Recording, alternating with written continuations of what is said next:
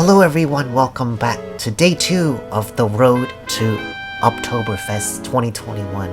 If you didn't watch yesterday's video about my own deck, Oktoberfest 2021 is a free tournament you can join. You get a plateau, you win money.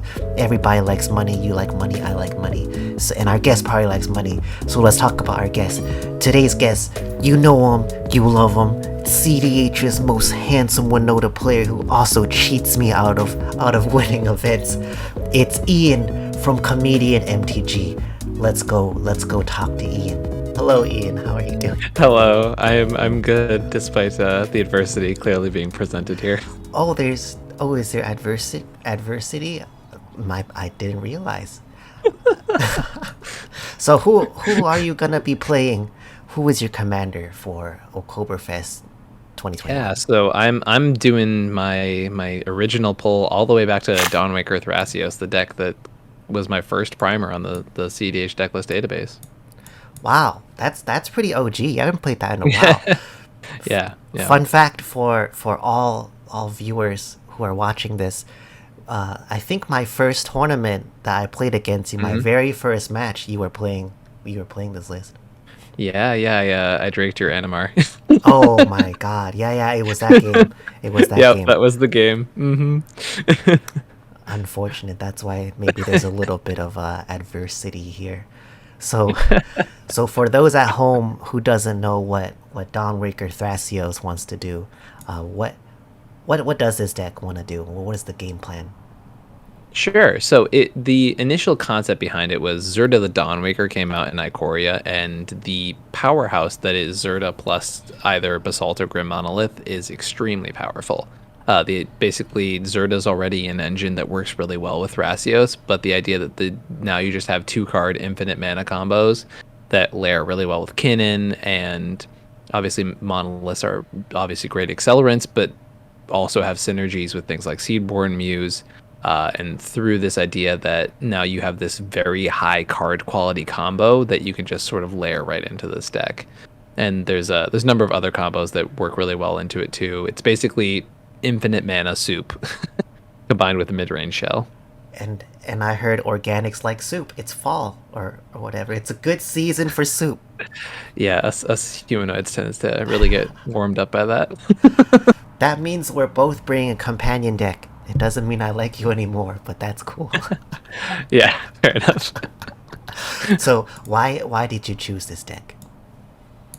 So ironically, I had been just sort of it's the deck that I like to whip out and just have fun with people when I'm playing, for just because it is a deck that I will always probably cherish as my favorite, even though people who know me a little less would just assume that it was Winota. But I love the play patterns in this deck. I love the mid-range play style. It fits really well with what I'm good at. It's the only deck I played when I won the Season 6 of the Nexus Ranked League. I literally played over 100 games on this deck. And so obviously it has like a very special place in my heart. But in the current meta, I was playing a lot of games recently where I was playing my Kenrith Pod deck, which I played in the Founders Club tournament, which did really decently for the tournament. Didn't give me the top 16. I was 17th. And it was due to some rough breakers and stuff like that, and a lot of close games that I had a very solid chance of winning. But when I was playing and testing with people, when I would just bring out Dawnwaker for fun, my win rate with the deck was just really, really high. And it could be something as well as I know the deck so well that I'm not really making any pilot errors, things like that. Or other options like it's playing actual counter spells for creatures and things like that, and it actually has a really good positioning against stack decks. So all of these things combine, and my just fact that I was like, I keep winning games with this deck, so I probably should bring it to a tournament. Yeah, it's a great deck. I've seen a couple people play similar, like this partners and also similar strategies. It grinds really well. But also Ian, nobody watches my channel, so there's no need to flex your wins here. It's okay, you can flex. But by flexing my wins with this deck, I'm admitting that I keep losing with the other decks, right? So you were talking a little bit about playing this in a tournament, and I think that's like a really important thing that I advocate for other players as well. Is you play something you're familiar with, play something you enjoy, because Right. tournaments are kind of crazy. You'll run into like things that Yeah. you're not used to running into, So and many different things. you want to rely on the things that you're comfortable with and not trying to For sure. rethink things on the fly. So, Hmm. on that note, what decks are you expecting to be in this tournament meta? So the cockatrice meta that usually is present during Oktoberfest and Marchesa specifically, along with, Summer Bloom, things like that, tends to be a pretty wide open meta. Whereas, for someone who is maybe at Tier 1 Con doing those webcam events in the Denmark meta, that is a very Turbo Nas heavy meta. Like, that is pretty expected. I've also been in metas that are very, for example, when I play with Team Turn 3, that whole team is just a lot of people who just love grind mid-range decks and decks that can play against grindy mid-range decks, and you can't even bring a Turbo Nas deck in there or else you get your teeth kicked in. Yeah, you'll generally get your teeth kicked in, but especially so if you try and pass Oh yeah. Pongo. That's not happening. Oh yeah. There's no way. Absolutely. So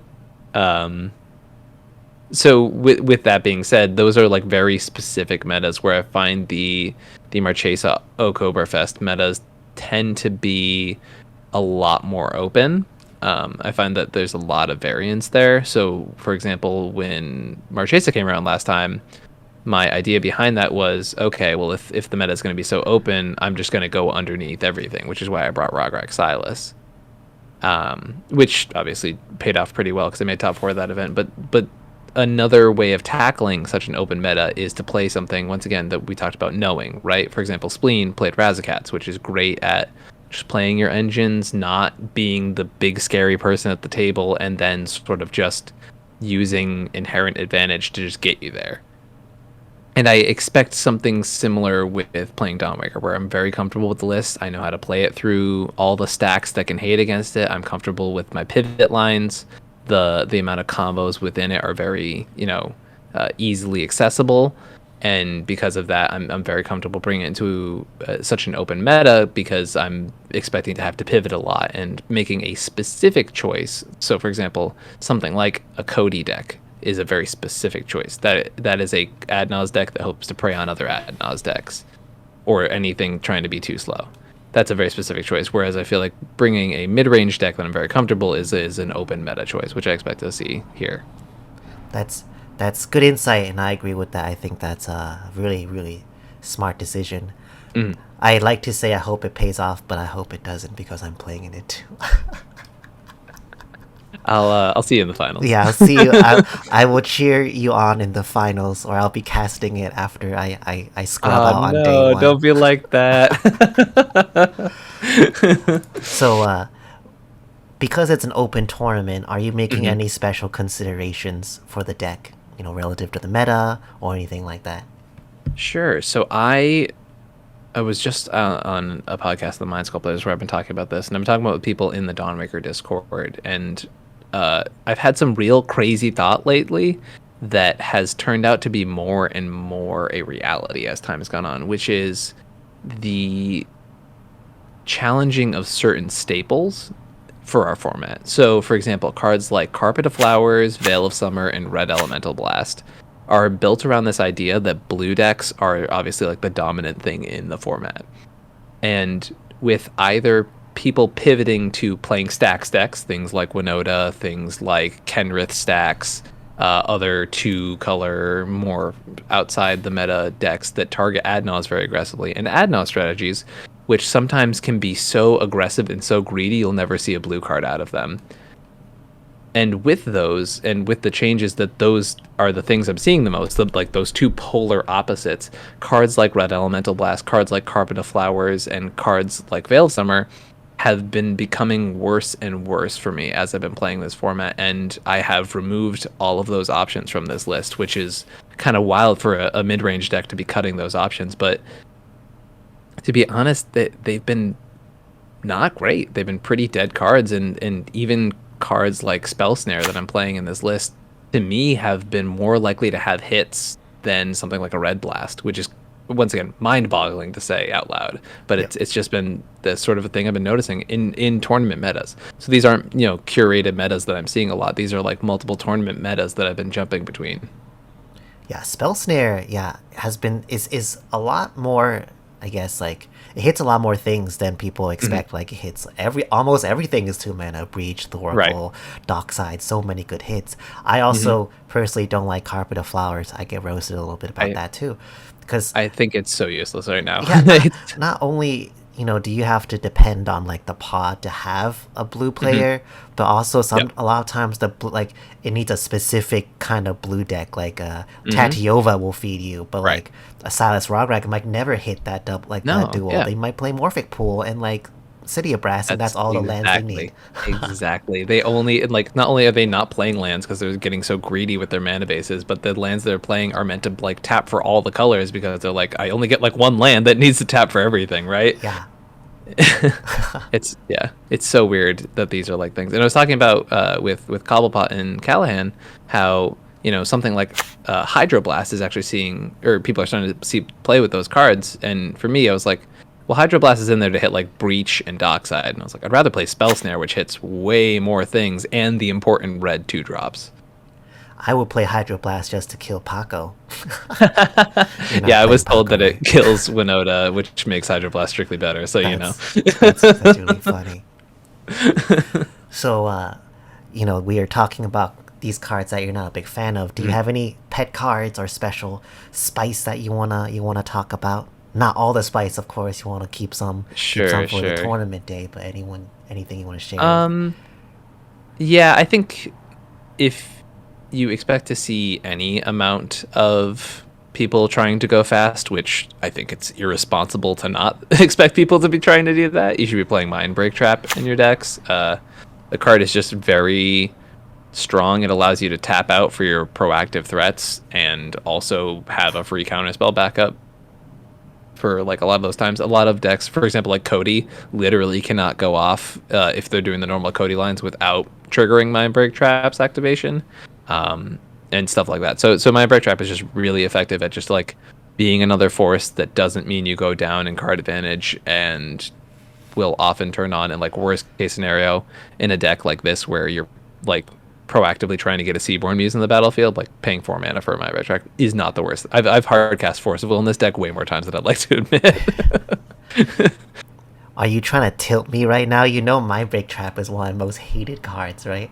There's one game. I actually did not I know know that. this is like pretty deep cut CDH stuff. There's one game I played on the server, the Reddit server, Yeah. where I played a silence, someone counter silence, and I played the Mhm. Underworld Breach, and someone Force of Negation my Underworld Breach. I'm like, fine, because it's time to drop Jeggy. I play Right. Jeggy, and someone plays Mind Break Trap. I'm like, are you kidding?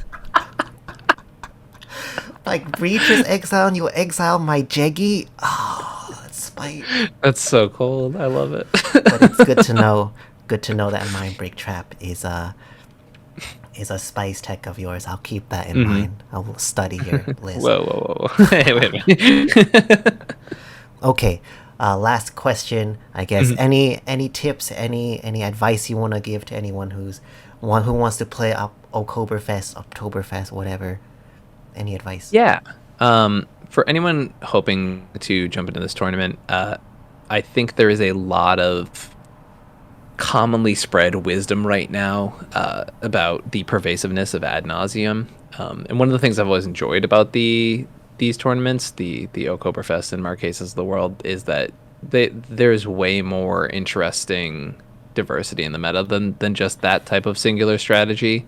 And they're a fun time. While Cockatrice is not the platform that I prefer playing Magic on, it's still nice when you're playing like these long-term tournaments because it's very low maintenance on your end. Like you can be sitting in your room just like in your pajamas eating a bowl of cereal and you can still play a game on Trice because it has very low demands from you as a player.